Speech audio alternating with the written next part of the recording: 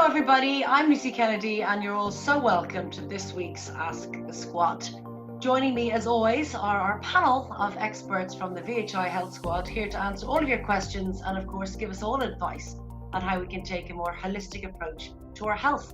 Joining me today is our health coach, Martina Breen, and child psychologist, Dr. Olivia Murphy. Hi, guys. Hi, Lucy. How are you? How are you doing? Good, thank you. Good. Okay, guys, this question has come in, so I'll ask you both. Hi, squad. I practice mindfulness sporadically and would love to be able to incorporate it into my life as part of a regular routine. I know it's really helpful, and especially now in these unprecedented times. As a parent to two small children, though, how? Martina. Okay, Lucy. Well, yeah, it's great to hear that at least she's practicing mindfulness sporadically, even because, for any of us, a lot of people have this thing that mindfulness is a thing that you sit in a cushion cross-legged and you have a quiet mind and you don't think of anything. Whereas actually mindfulness is just us being present, being like I'm being present here listening to you. That's mindfulness. So, the aim isn't of quietening the mind or attempting to achieve a state of eternal calm. The goal is that we're looking to pay attention in the present moment without that judgment. And that's easier said than done, but it's like, if I just say to you, just even right now, if you just for 4 seconds, pay attention to your breathing.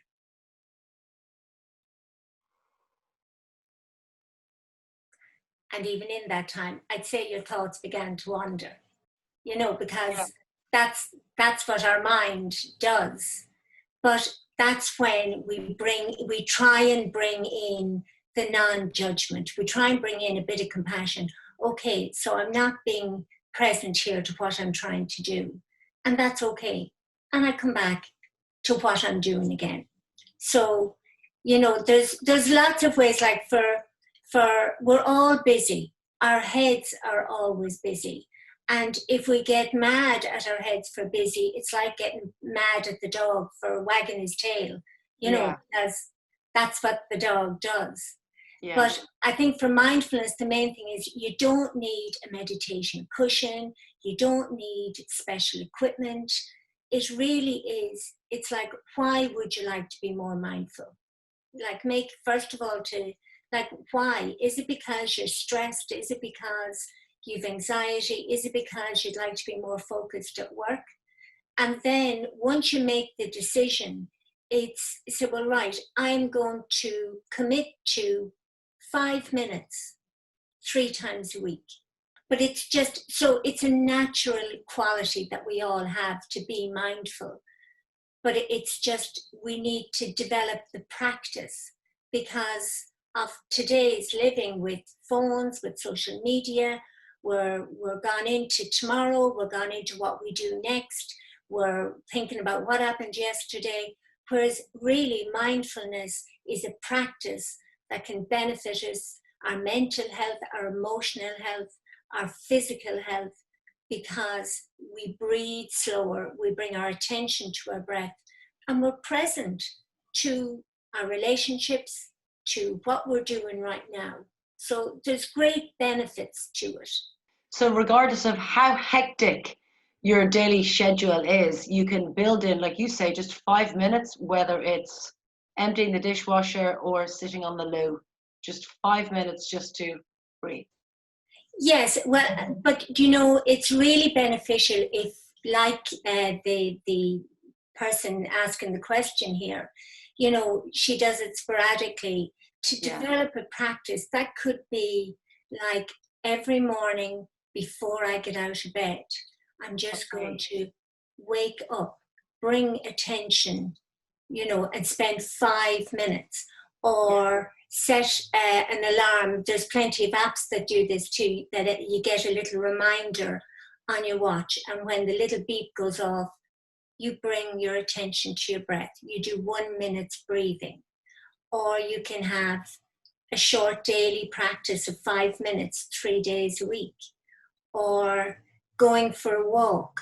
I'm going to not bring the phone. I'm not going walking with a person.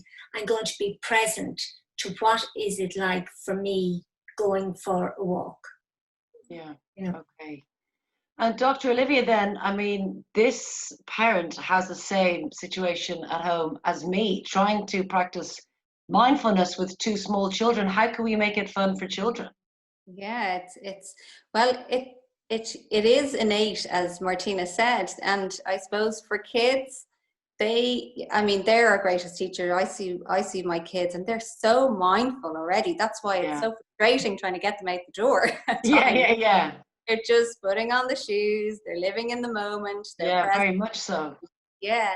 So look, they can find fun in a lot of things. If you're trying to teach it as a practice, that might be different. But any skill or any new thing that a child can learn, or if they want to, as I said, build on their innate capacity already, then you can make it fun. Anything through play, and as long as it's fun, saying it's a game, or let's do an experiment, or let's do an adventure.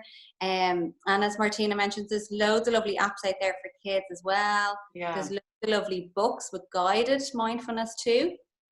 So kids will take it on if they think it's fun, and they won't even know that they're learning a practice. Being playful, finding moments, as Martina said, could be looking at a leaf in a park. That's a mindful moment. Oh, wow, what does that look like? What does it feel like? How do you feel? Looking at the senses. Kids are all about senses. So it's easy to engage with them around that. Okay, well, what happens if you want just a bit of alone time? I mean, I don't think anybody's bathroom is safe anymore. Children will get in. Cupboard, I've hidden in a cupboard. Like, how do you say to them, look, I love you more than anything in the world, but I just need 5 minutes with myself to think. Yeah. And that is a great example, Lucy. You're explaining to them what you need. It's a lovely way of modeling that alone time can be good, that you have boundaries, that you need space, that you're doing something to mind yourself. And that's lovely modeling for the kids, that you can take that time alone. But again, it's about explaining. I'm not running out of here because I want to get away from you. Yes. It's that I need this myself. Yeah. You bend the truth a little. That I need this because it is about you and your regulation and your levels of stress or whatever you want out of that moment.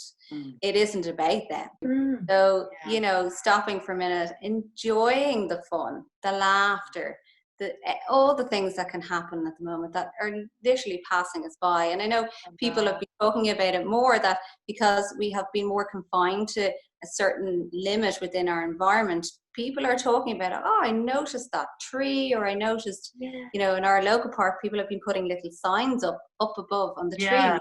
And everybody is noticing because there is a little bit of a slowing and we're in one place. So people are catching those moments. Yes. And as you say, children naturally practice mindfulness. And it's usually just as you're trying to get everyone out the front door, shoes on, is everyone done away? Yes. And then it's like, and I think it's important as well that, like, even for adults or for children, like, why would we even try mindfulness? But in helping children, I think, to be more mindful, even like the mindful snack, what does it taste like if you squish it a bit? What's that they're getting to know the sensations, that they're getting to know what's happening in their bodies, what are they feeling? We're actually developing their emotional intelligence, and giving them a language to be able to express themselves. And I find that even with adults, that even working with clients, that when they get to know what is that feeling when I'm feeling anxious, what happens in my body, or when I'm feeling afraid. And when we have more language to express how am I feeling and what's happening to me when this happens out here, we actually feel more empowered. And it's great for our mental health. Yeah, you're right. Well, thank you guys. A huge thank you to our experts for joining us today. And remember, if you guys have any questions for Ask the Squad, just head to the VHI website, vhi.ie/ask the squad. See you the next time.